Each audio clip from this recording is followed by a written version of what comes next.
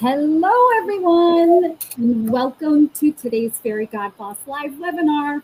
We are so excited to have you all join us, and we are going to give everyone just a few minutes more time to connect. And while we're waiting, I saw that you were already checking in terms of where you're from in the chat box. So if you're comfortable, please tell us where you're logging in from, where you're joining us from. I see some Long Island, some Brooklyn, Denver. Hello.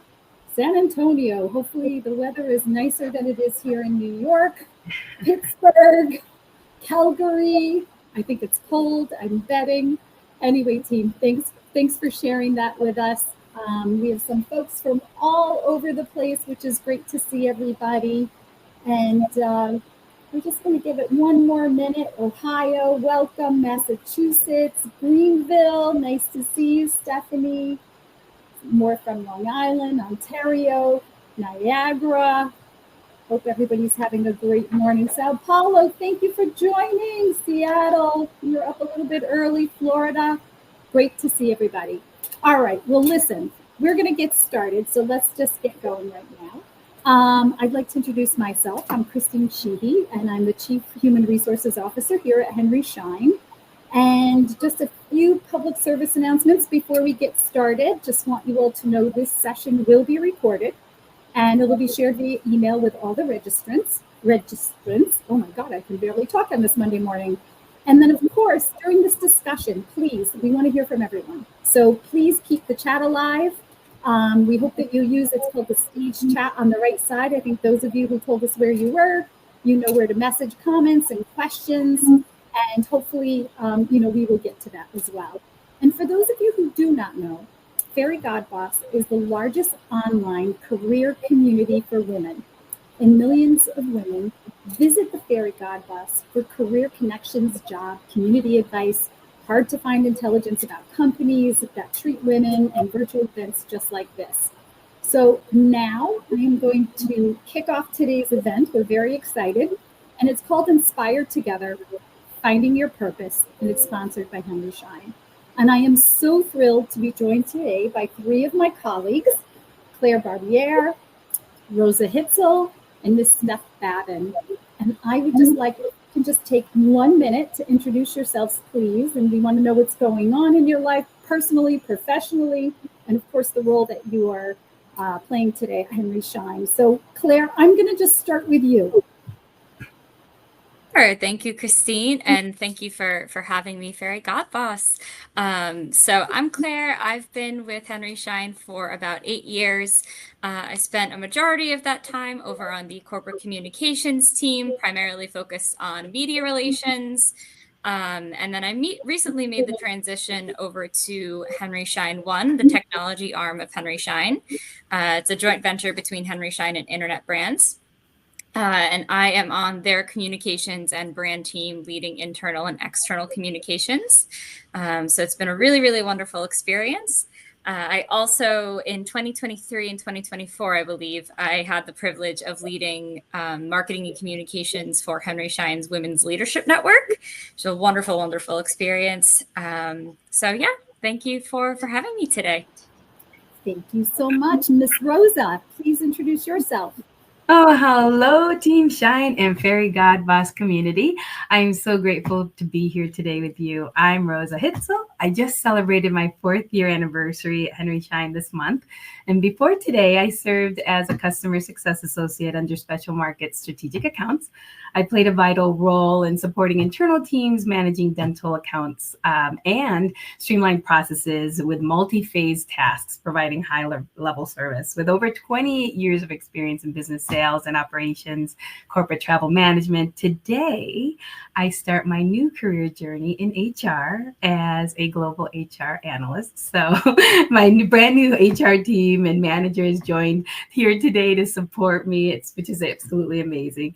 I'm a co-chair of the Colegas Employee Resource Group, fostering employee engagement, and also a Team Shine culture ambassador, mentoring new hires on their onboarding journey. So personally, I'm married to a really great guy, and we have a 15-year-old daughter. So I'm super excited to be here today. Thank you, Rosa. And Steph, please introduce yourself to the team. Thank you so much, Christine, and thank you, Fairygodboss, as well. I'm Stephanie Babin, and I've been with the company for 10 years. I started in the organization as a human resource consultant. I had the opportunity to move into a manager of staffing and compensation position. I was overseeing compensation cycles, compensation work, pension plan inquiries and questions. And we had the opportunity to look at the needs of the team, and my role morphed into what it is today, talent acquisition and development. And so I focus on seeking talent to come into the organization, anywhere from hourly all the way up to and including VP positions within the Canadian business, as well as the internal movement of team members if they're looking at role changes, promotions, career change, aspirations. And then on the development side of my position, I support workshop planning and facilitation of materials for the Canadian team. But I have to give a shout out to the Melville team, the development team. I partner very closely with them. Good business collaborative partnership there, and I work to deliver training to the team members in Canada. In addition, it was about 2.5 years, I was a continuing education instructor with George Brown College. So there was a certification for diversity and inclusion and belonging in the workplace.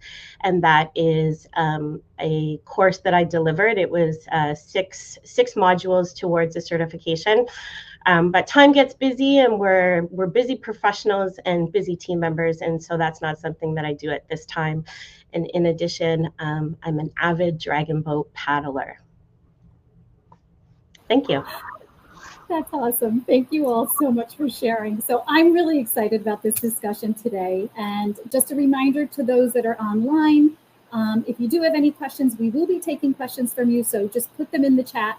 So don't be shy to submit your questions. But we're going to get started. So let's start by talking a little bit about creating a workplace that inspires collaboration and impact. So I want to ask the panel, how does Henry Schein create a work environment that encourages teamwork and makes a difference both inside and outside the company? And what are some ways that you're working together with your teams? I was going to start off with you, Claire. Sure. What a great question. So I think there are a few things that I definitely want to highlight, and the company does a great job overall at providing spaces for Team Shine members to grow and collaborate. I think a few of us mentioned the employee resource groups that the company provides in our intros. And to me, that's such a crucial space for collaboration. I know in my experience with WLN, I was able to meet people and expose myself to different areas of the business that I simply wouldn't have had those opportunities were it not for the ERG. I also think that the programming of a lot of the ERGs just exposes you to new ideas and new ways of thinking. And so that's really a space that I don't even think you can put a value on it. It's really, really wonderful. Another thing that I would really love to call out is the mentorship program that Henry Schein runs. It's clearly a culture where people are encouraged to connect with each other, both in a formal and informal way. And I know for myself, I've definitely had both formal and informal mentors throughout my career thus far at the company. And I think it's really important because, especially when you're early in your career, you might not be sure what you want to do, where you want to go. And I think the company does a really good job of pairing people together and encouraging growth, both within the company and then, leveraging things like the ERGs to grow in that space as well. In terms of the way that we apply this in my team over at Henry Schein 1, I really think that we both formally and informally, to my point, value mentorship, but then also, and I know we'll talk about this a little bit later, really take time to connect personally. I'm in a role where none of us really live close to each other. Henry Schein 1 is based in Utah, for those who might not know. And so at the start of every team meeting, we just sort of take a moment. First of all, we do a little headspace meditation where we sort of like come into ourselves and take a breath from the day-to-day and hustle and bustle. But then we also just check in with one another. And I think that makes a real difference. And it's clearly embedded in the culture of Henry Schein to create that space where people feel safe to grow and collaborate across teams. Wonderful. Thank you so much. Rosa, I'm going to pass to you in terms of how you collaborate with your teams. You're on mute.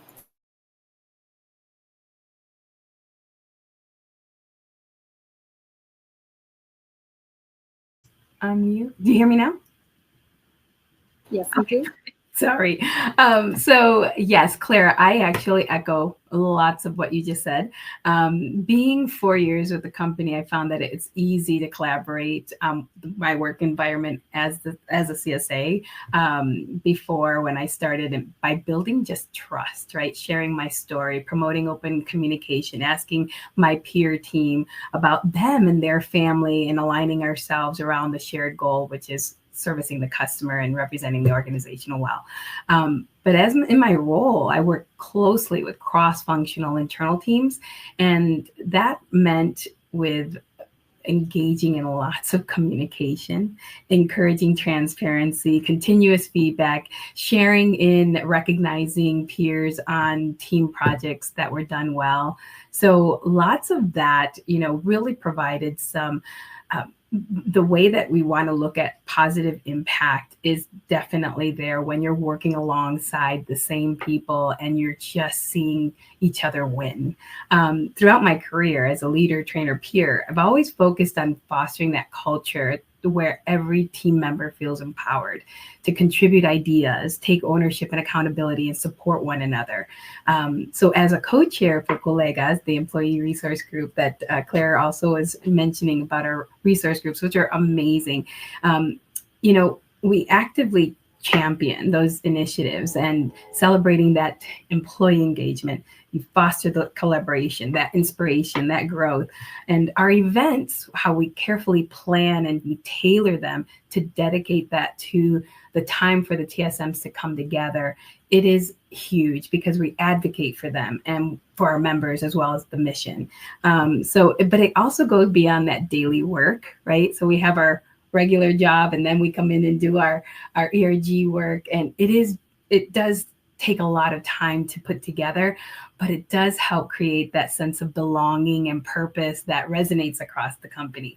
So mentoring the new hires also is what I do, and being an ambassador, just really know that when we're supporting the teamwork and we know that we're bringing in new team members, they feel welcome, they feel heard, and they are set up for success. So whether I'm wearing an analyst hat, a co-chair hat, or the ambassador hat, I'm honored to work alongside these teams because together we collaborate, we share best practices, we create a space for inspirational and developmental discussions, and more importantly, we volunteer for community projects. And so I think internally and externally, this is where we work together to make a positive impact.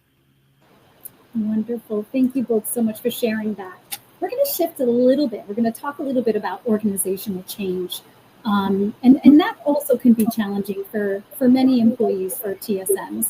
So my question to the panel is, how do you stay inspired and motivated?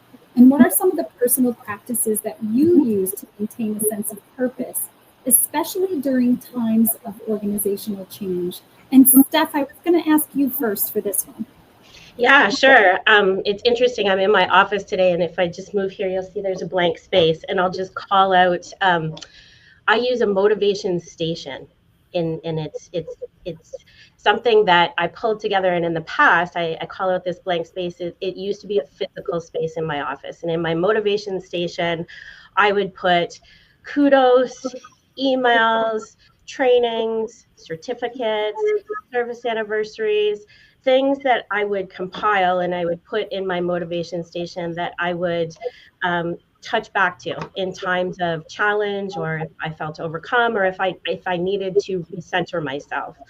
And there was a shift for myself as we all navigated COVID, both personally and professionally. I came in one day and I looked at the wall and it felt dusty. It didn't resonate with me. And so I actually took it out. And so that space physically is gone, but the motivation station lives on. And so what I've actually done is organize myself by year. And so I can go into 2022, 2023, 2024. And it's a little bit different now.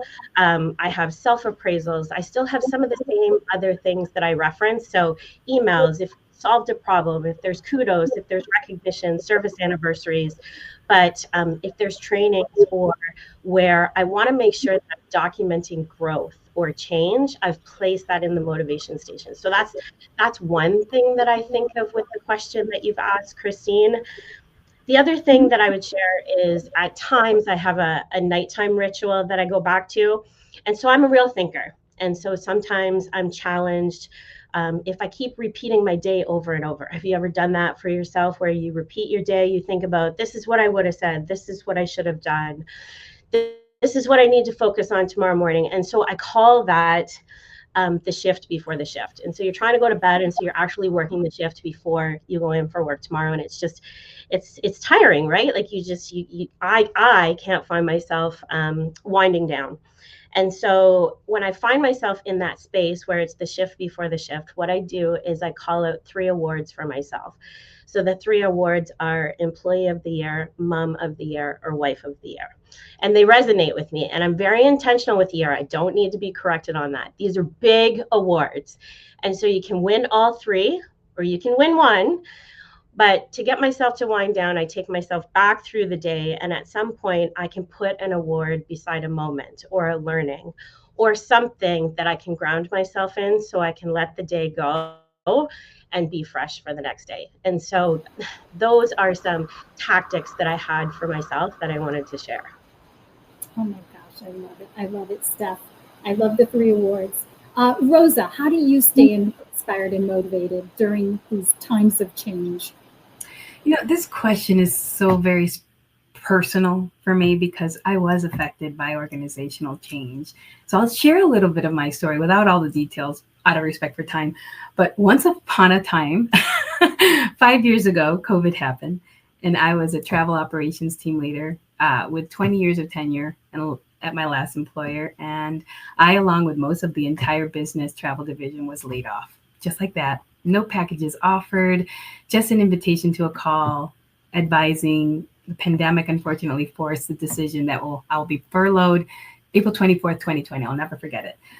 Following this call, I will receive instructions on the next steps for HR, blah, blah, blah. I say that because in the initial shock of hearing you'll be laid off, everything after that was a blur. So if you've gone through something like this or similar to this, just know I understand.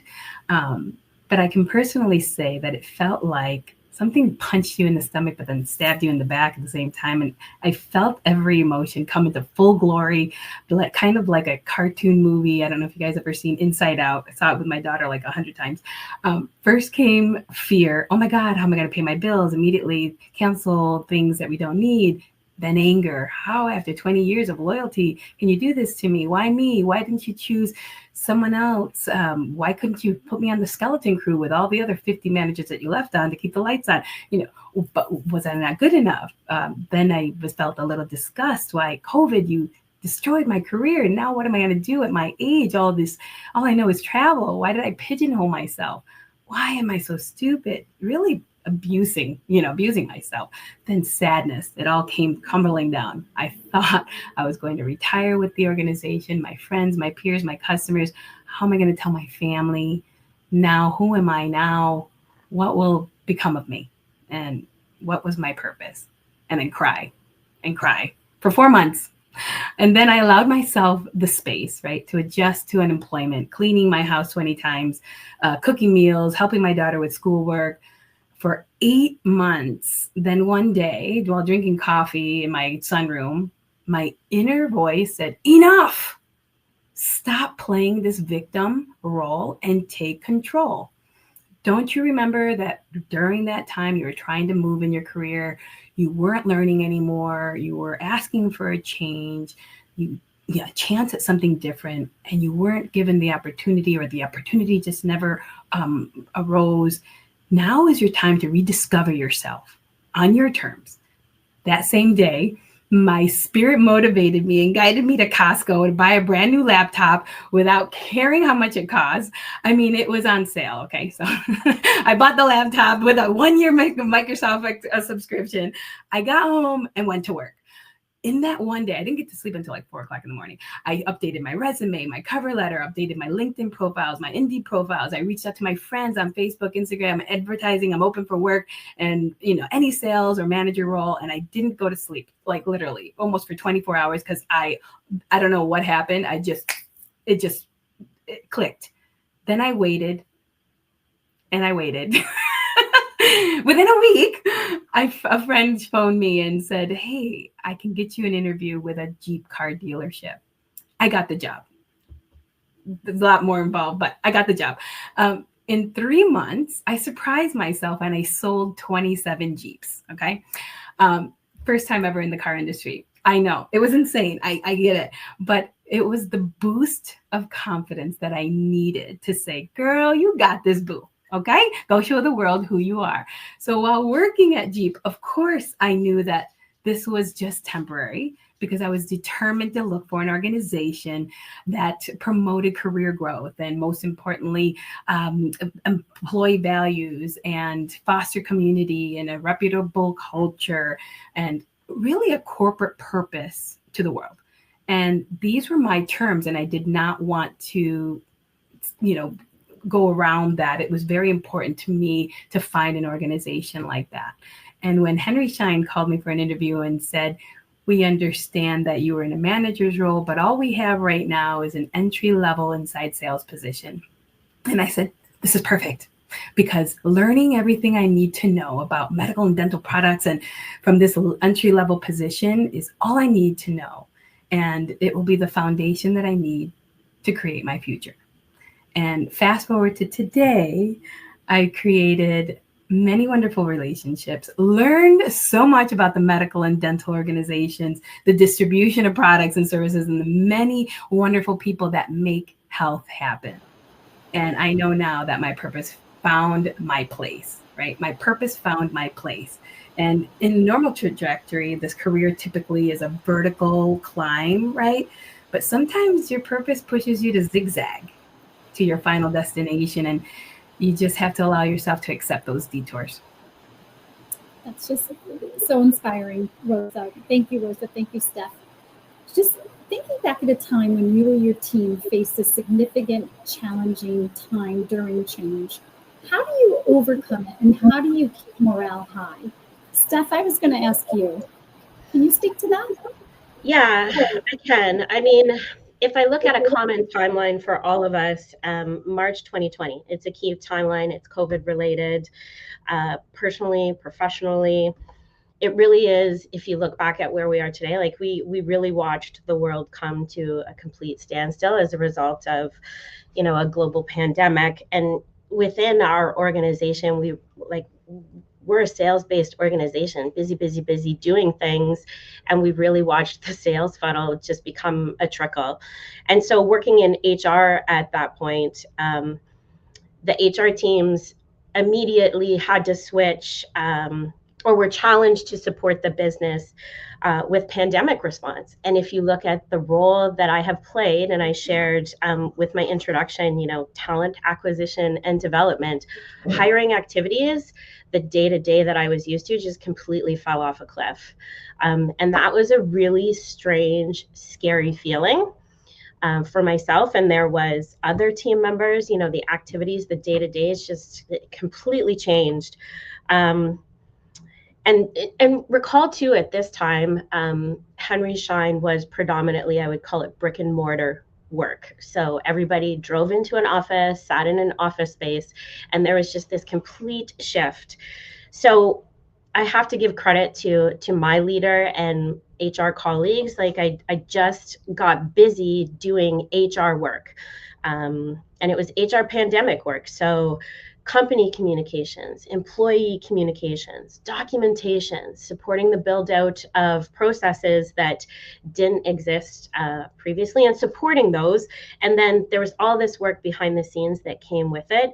And in the beginning, when I look at where we were, it was just all consuming, busy work. And so talent acquisition was gone, but I really had this ability to sort of pivot and support.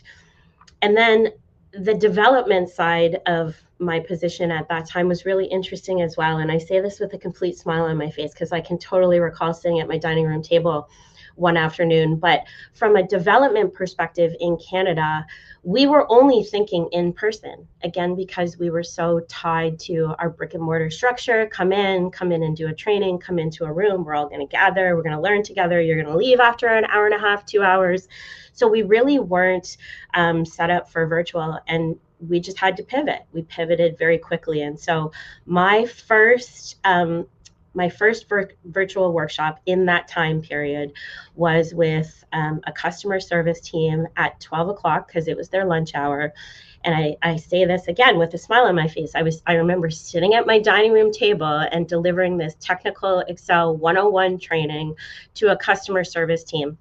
And if you fast forward to where we are today, we just reconciled the numbers for 2024. We trained 600 plus Canadian participants in workshops throughout the year. So we've come to a very structured model that aligns with the global team. So global development, we work hand in hand. It's a strong partnership, and we really try to complement the offering so that we can connect with as many TSMs as possible.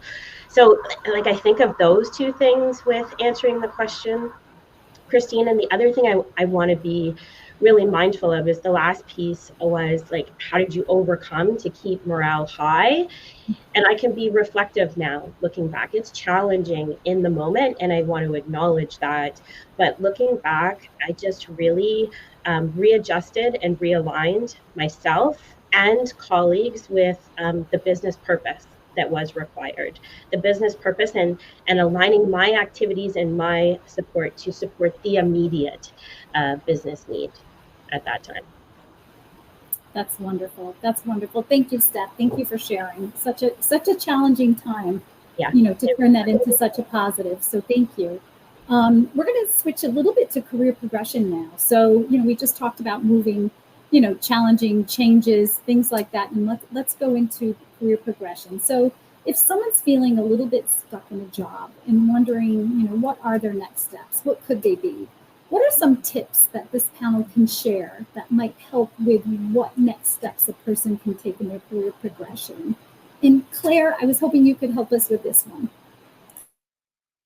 Absolutely. And I think a lot of us have probably experienced this like feeling of being stagnant in your career, and it's really discouraging and sort of unpleasant to feel. So I know I definitely felt this a few years ago, and I just felt like the day-to-day of my role, like you're just so ingrained in the tasks that you're doing and the projects, and you have your head down trying to get everything done. Maybe you've been doing the same exact thing for a really long time with the same people. And, I looked around one day and I was like, oh my God, I need something to like stimulate my brain. Like you just feel so repetitive, and there's like nothing exciting going on. So something that I now periodically do, and that I started doing a few years ago when I started really having these feelings, is I take some time and do some self-reflection. I think sometimes we're so busy in our day-to-day that we forget to check in with ourselves in how we're feeling about our job. And I think the same applies to life, by the way. But the three questions that I generally ask myself when reflecting is, one, what have I been enjoying about my job lately? And answers can vary. Sometimes I'll reflect and I'm like, you know what? I've like really been bonding with my coworkers lately, and that's been awesome. Like I scheduled coffee chats with this person and that person, and I'm really building great relationships. That's great.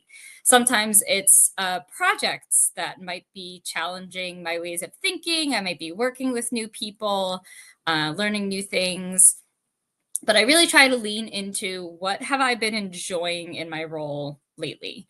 The second question I ask is, what have I been struggling with? Working from home. I know, especially in New York, sometimes in the dead of winter, I'm honestly pretty lonely. And I'm like, all right, girl, it's time to like get into, I'm local to the Henry Schein Melville office. I'm like, it's time to get to Melville and like see some people in person, and try and like spark a little bit of creativity in just the way that in person lends itself to.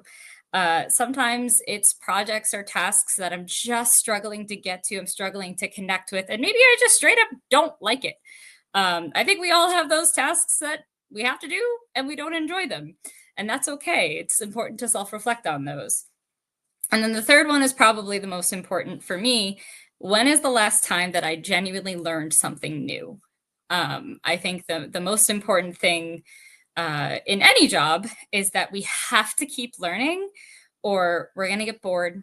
We're going to feel stagnant. And sometimes we can honestly start to feel indifferent, which is the last place that you want to be, especially when you're at a place that you really care about. You work with people that you really care about. You don't want to feel indifferent towards your role. You want to be doing something where you feel like you're learning and growing, and doing something important. And by the way, I'm convinced that's why every celebrity feels the need to have a podcast, because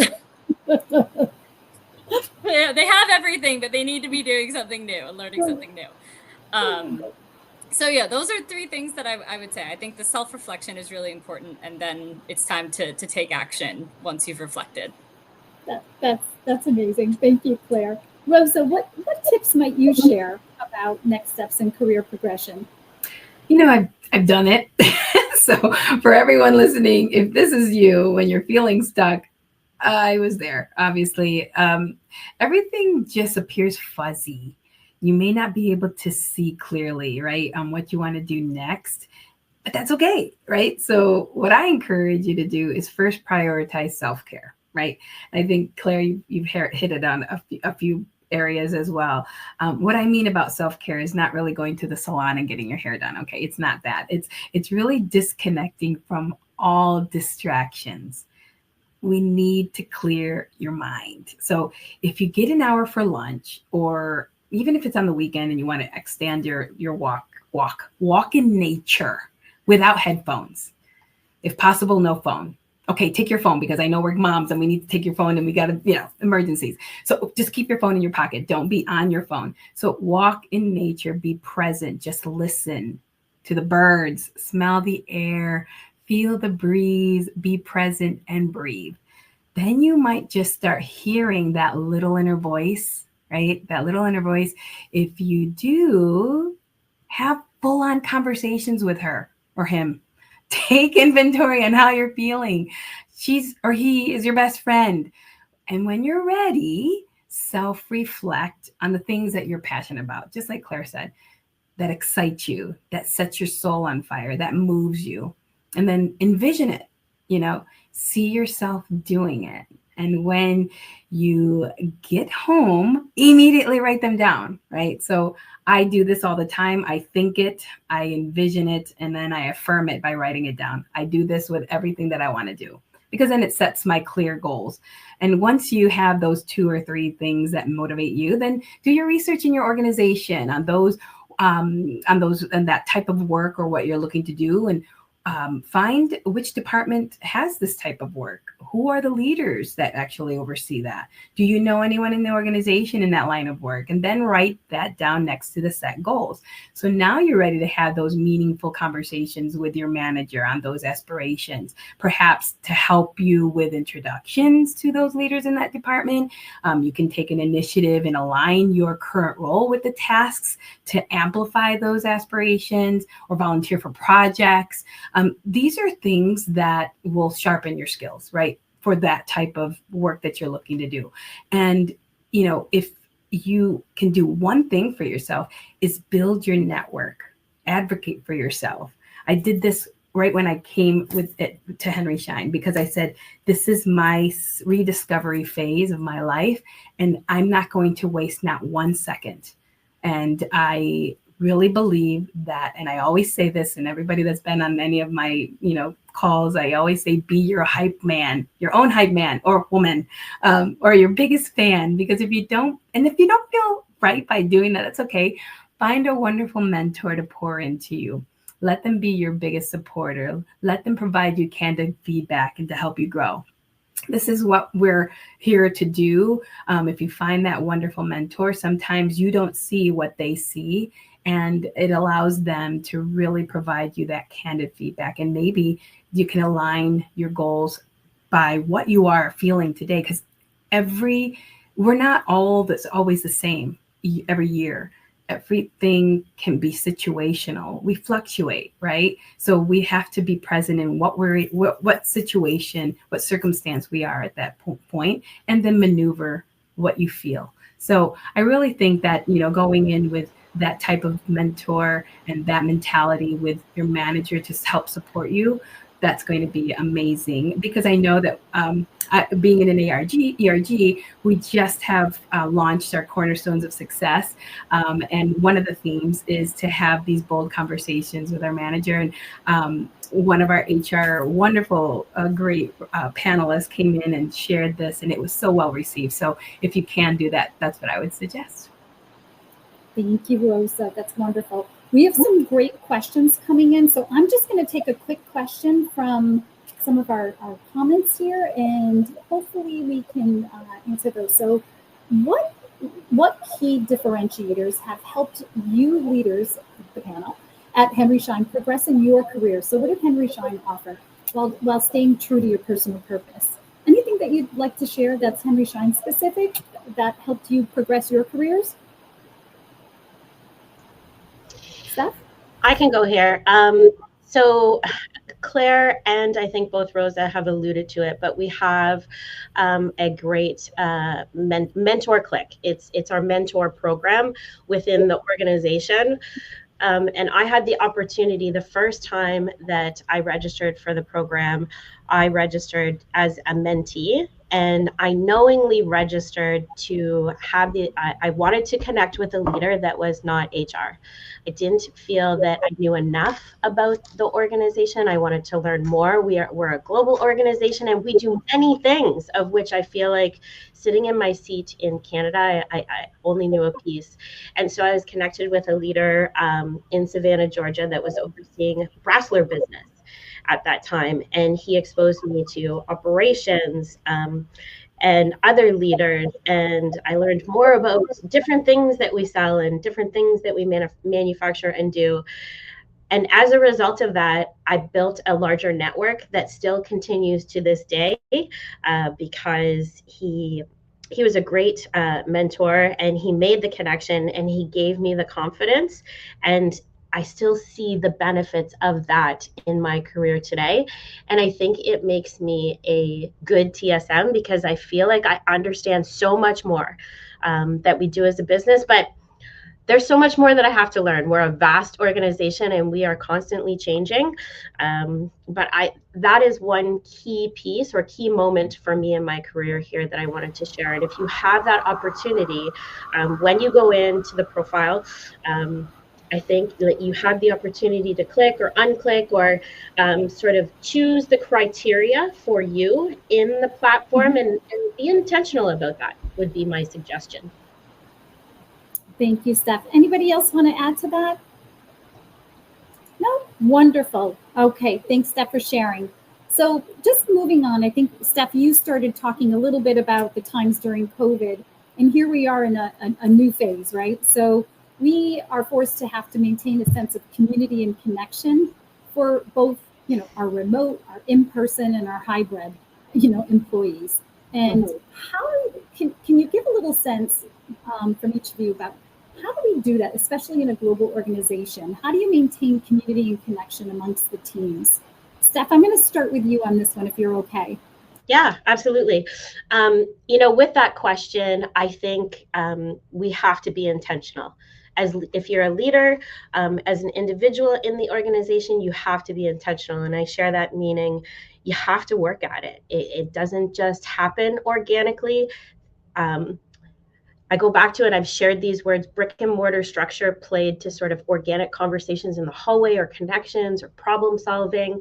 And that is no longer there if you have a team, or you connect and have to collaborate and do the work through on-site teams, hybrid teams, fully remote teams. And so I go back to, if I could spell it out in one sentence, I think we have to be intentional.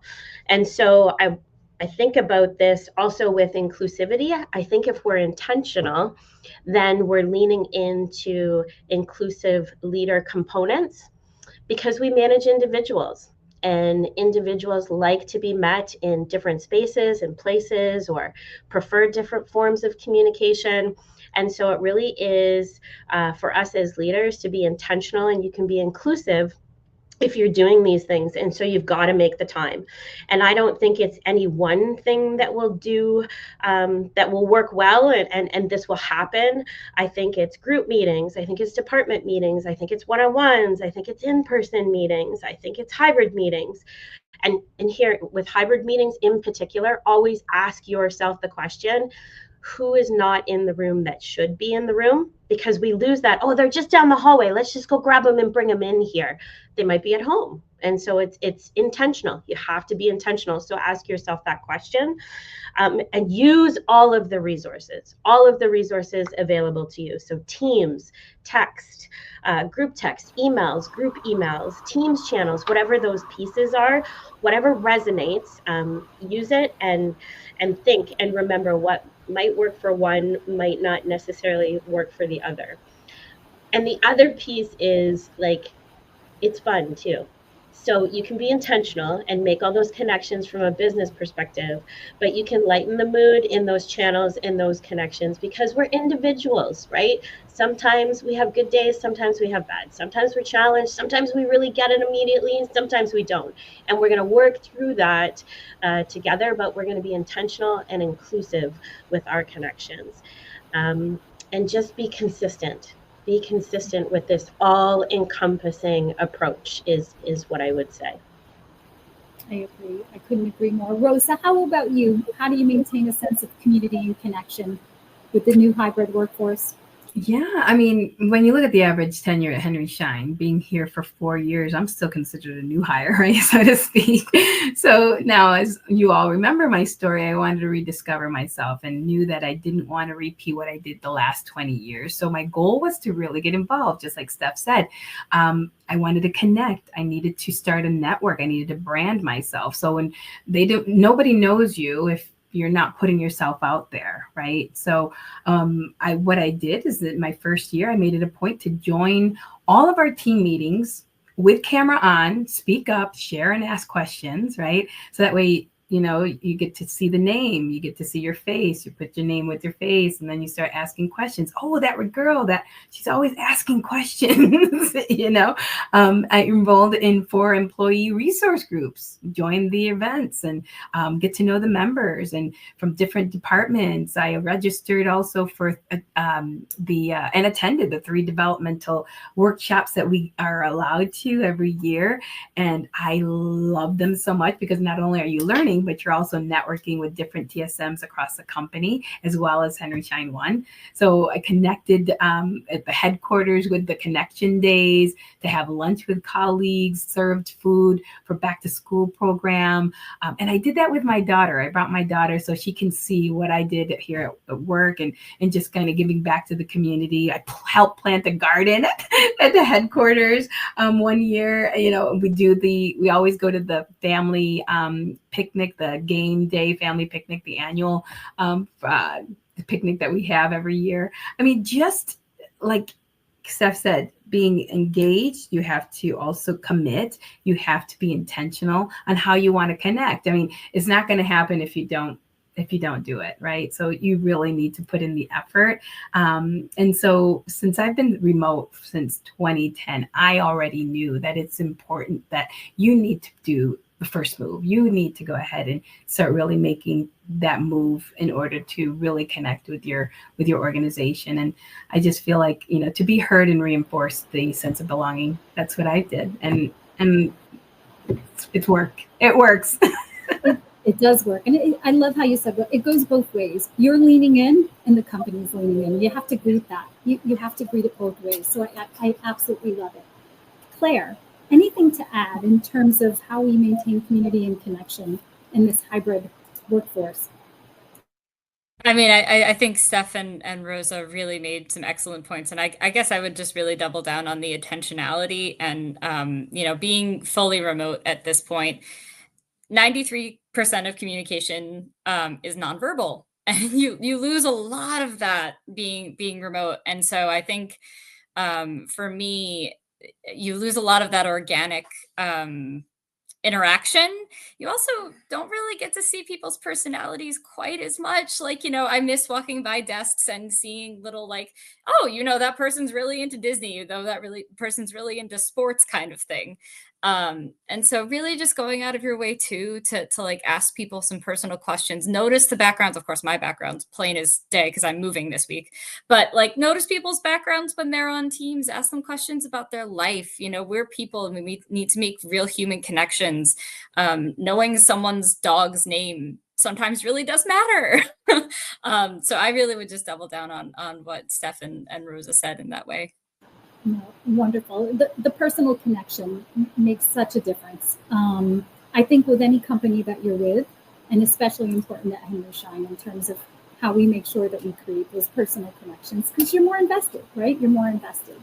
So Fairygodboss has this tradition of asking its panelists the following question. So this is one we're going to ask everyone today. So what Fairygodboss has observed is that women often do not feel comfortable enough bragging or taking ownership of all the amazing things that they've achieved. So I'm going to ask each of you on the panel to please share with us an accomplishment. It can be personal or professional, but whatever you're most proud of. And Rosa, I'm going to start with you.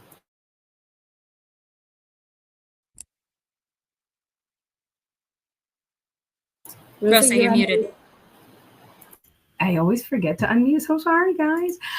So there are so many things that I've accomplished in my life, but one thing I can truly say I'm most proud of is the birth of my daughter, who is my why for my continued desire to achieve success, because I know she's in the front row watching every move, every move. But 5 years ago, when I thought I lost everything, and I had to change my career, I said to myself, I will never feel that way again. So 2 years ago, I opened 2 businesses in the e-commerce space and in real estate. And so I'm a proud Latina woman entrepreneur, and these 2 side hustles keep me moving on the weekend. So that I'm very proud of.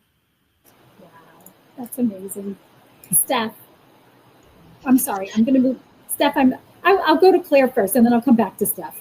Yeah, sure. Works for me. So something recent. I am actually in my second trimester of pregnancy. So something that I am very proud of is getting through the first trimester working. Anyone who has had a child knows that first trimester can be rough. So that's something that recently I'm just really proud of. And I think women in general, should be proud as working moms. Like I really feel like it's been such a community at Henry Schein, and I've been so well supported. So that's something very recent that I thought I'd share. Oh, congratulations, Claire. Steph, how about you? What personal success would you like to share? Sure. And this is really recent too. So I think I had shared briefly that I'm a dragon boat paddler. So I fell into the sport in the spring of 2022. And since 2022 in the spring, I even train and practice throughout the winter months. So, where I'm located, we have the opportunity to train indoors. And so I paddle indoors in the winter months. through various competitions throughout 2023, with the placements in those competitions, I was successful in being seated on a team that competed in the, the Crew Club World Championships in Ravenna, Italy in August of 2024. And so I raced on 2 different teams. I raced 3 different distances, 200 meters, 500 meters, 2K, and I came home with a few medals. And I have to share, personally, it was so much fun, but I have to say it was one of the most challenging things I have done for myself most recently. It was so key learning, and I love it, and I'm still paddling away today, but I was definitely outside of my comfort zone, but I would put that down as an achievement. That's amazing stuff. Congratulations. Congratulations to everyone who's our brag sheet. Wonderful to hear. So we're going in team to now what we're going to call the lightning round, okay? And we're going to go quickly. I think we're pretty good on time, but let's go through this. What advice would you give to your younger self? And Claire, I'm going to start with you. You know, I really went back and forth on this. I really think that at the end of the day, it's just ask more questions. I think early in my career, I really wanted so badly to just be good at everything, and I did not take the time to ask enough questions, or I thought a question was stupid, to be perfectly honest. So I would ask so many more questions early in my career. Awesome. Thank you. Steph, how about you? What advice would you give? Oh my goodness. Okay, so if I was looking at myself, I would say to that individual, take the time. That's tough to hear. Take the time, enjoy the ride, and make the mistakes. Take the time, enjoy the ride, and make the mistakes. It's hard to hear. And I want to say to that individual, I understand in this moment it's challenging, and you're going to be okay. That's what I would do. Oh, I love it. Rosa, how about you? First, I'd hug her. I'd hug her hard and long, but I would say to her, trust your inner voice. There's a purpose behind that detour you need to make. Don't compare yourself to others, and become more selective with who you share your energy with, because your time and your spirit is sacred. So, but Christine, what about you? Oh my goodness, I was afraid you might ask me. To my younger self, I think I would say, one, slow down and enjoy the ride. Steph, I really think that that's one. But I would say, have confidence in your ability. I think, as a young woman coming up, working in the late 80s and 90s, I grew up in IT teams, so I didn't grow up in HR. I grew up in technology. There weren't too many young women in that field. And, having confidence or having lack of confidence and thinking that you weren't just good enough, smart enough, I had to work really, really hard. And there's nothing wrong with that, by the way, working really, really hard. But that consumed a lot of time, a lot.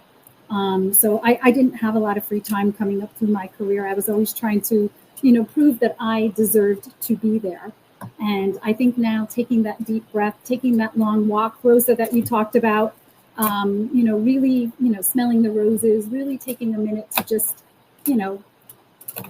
take a minute. That's what I would tell myself. Just take a minute for yourself. It's not always about charging really hard. Be confident in your ability. You're there for a reason. And that's not easy to hear as I'm looking in the mirror right now on this video. But that's what I would tell her. We are doing great on time, team. So I am going to take a couple more questions if we have time from the audience. So let's see.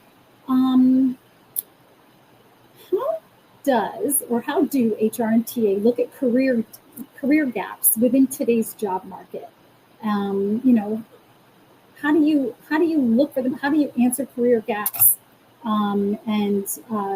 Be honest and share, what you would do in terms of how do you look at career gaps when you're looking at today's market. And Steph, maybe this is a good one for you to answer. Yeah, it's a great question. I really like it. And what I would share from a TA perspective, when there is gaps in a resume, they're there. right? They're there. And so if you are the candidate or the applicant on the other side, in advance of connecting with an employer, or if you have the opportunity and you've been called for a virtual or an interview in person, really think about how you are going to speak to those gaps. And oftentimes there's really great stories as to why those gaps are there. In TA, I may be listening for, and what I've heard is somebody's been intentional and they have changed industries or pursued a different education path that took them in a different direction. We have stories like Rosa's, where individuals really were looking to complete the life cycle of their employment with an employer, and through no fault of their own, that path was no longer available, and so they had to reinvent themselves. And so from a TA perspective, I want you to hear that it is what we're trying to do is reconcile your skills and experience and career progression with the organization that we're in today and the role or the roles that we have available and where there's alignment. And so it doesn't have to be direct relatable because it can be comparable. And that's what we're listening for. Good TA is listening for. But really think about what that gap is and be ready to speak to it authentically. There's really great stuff in there. Don't shy away from it. And team, I'm just going to share personally, I did take a career gap. So after being in banking, international banking, I should say, for 30 years, I took 2 years off to be a mom. And there were some family dynamics where I needed those 2 years right before both of my sons, who were about a year apart, were going into college. So they were a junior and a senior. And I'll never forget my son telling his friends when I was trying to drive them someplace to try to go find where I had to take them, she's a new mom. Don't worry about her. She'll get us there, but she's a new mom. Because I was so invested in my career for 30 years and commuting into Manhattan, I never really drove around Long Island that much. So I really didn't know where I was going other than the train station. But that career gap allowed me such self-reflection, that reflection that I never took as a young person, to really understand, what I wanted to do in my next phase.